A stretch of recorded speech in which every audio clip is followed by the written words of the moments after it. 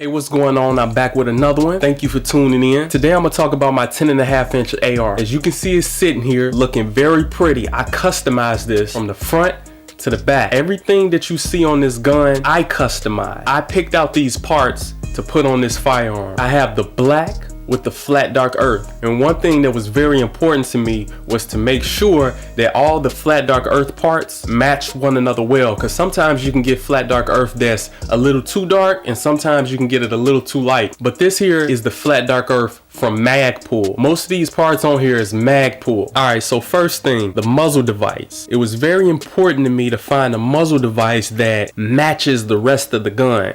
Many of them are black, and I've seen a few black ones that I was thinking about getting, like a 3-prong from JP Enterprise, I believe it is, but I didn't get that one. I ended up running across this one here, the flat dark earth one that matches the rest of the outline of the gun, because the outline is flat dark earth on black. Very important for me to get that. This muzzle brake was about $50 if I'm not mistaken, $40 or $50. It matches the flat dark earth colors well. Second thing, the forward grip. You can't put an actual vertical grip on it. You have to put something like this or maybe like a hand stop.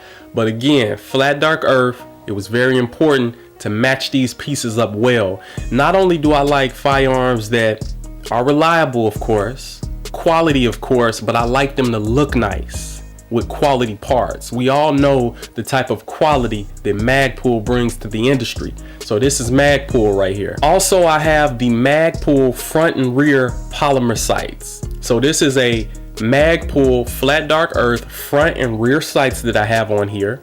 I also have the Magpul QD attachment down here, very solidly made, very nice and solid. This is a free float barrel. This barrel is 4150 chrome moly vanadium steel. It's 10.5 inches. I don't know if it's actually 10.5 or 10.3. I don't remember. They say it was 10.5 on the website. I don't know if that's actually, I don't know. But a very nice quad rail for mounting many different things. But I don't want to just put a bunch of junk on there. I only want to have on the quad rail what I need. Also, gotta have that PMAG. PMAG, very important. Flat dark earth. I went through a lot of trouble finding these PMAGs. These are the Gen 2 with the window, but I got plenty of those. I got over 40-something magazines. The Ranger plate, very important for me to have.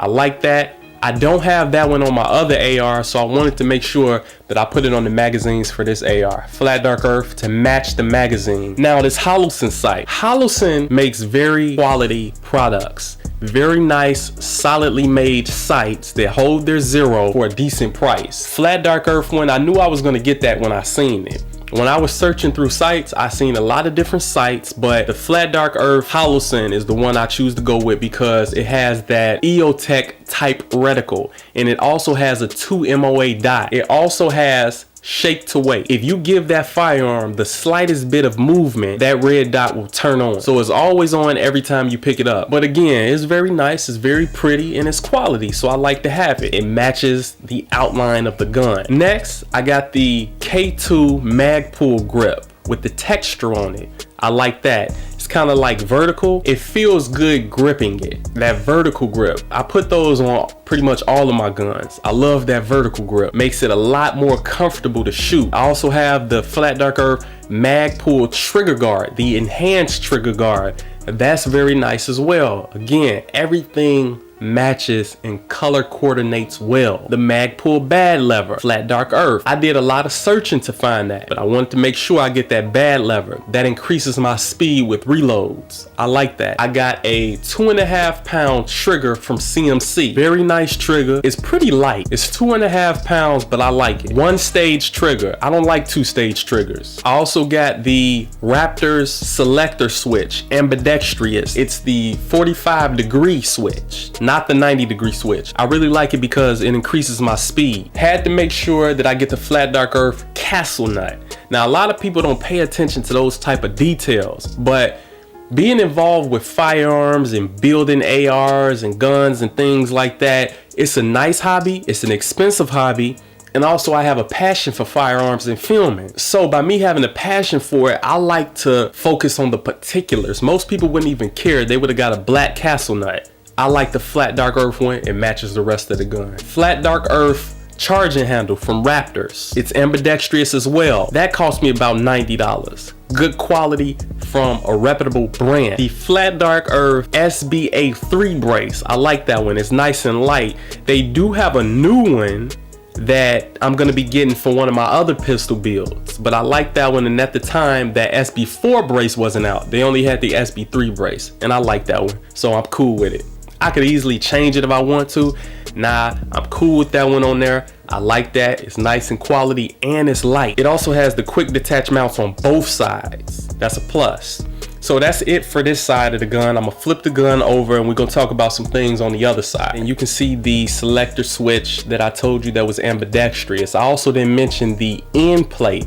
That's a Magpul end plate that I have that is a quick detach. So there's a total of 4 different quick detach mounts. One for this side, one for the other side of the SB3 brace, one here, and one here. Usually what I do is I attach the sling from the plate and up here this sling mount on the rail. I like it that way. Flat Dark Earth dust cover. That's from Strike Industries.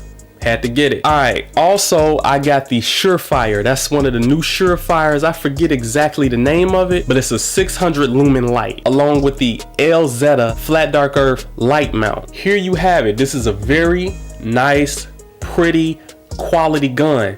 This lower is from Aero Precision. Aero Precision makes really good products. I have a whole entire Aero Precision 308 build that I'll be showing you guys sometime in the future. Subscribe to the channel for that. Many of you might want to hit that bell. That way when I post a video, you will immediately be notified. This gun cost me somewhere around $1,600. What I'm gonna also do is show you all the case that I have for this firearm. Very nice case. I'm gonna show you the case that I keep this firearm in and that I use to carry this firearm when I'm traveling in a vehicle or wherever I'm going. Very nice gun from front to end. Everything you see on here, I thought of this. I visualized this gun before I bought the parts, putting it together. So get a look at that WMD nickel boron full auto bolt carrier group. I'm not gonna take it out of the gun. I'm gonna just leave it there for you all to see, and I'm gonna show you some close-ups, of course, like I did everything else in the video. Very nice bolt carrier group of quality. Very slippery and very, very nice. A very nice bolt carrier group. Looks good with the gun. I want you all to get a good look at that because I do want to show you the type of ammunition that I keep on the inside of the firearm. Those are 62 grain rounds you see there.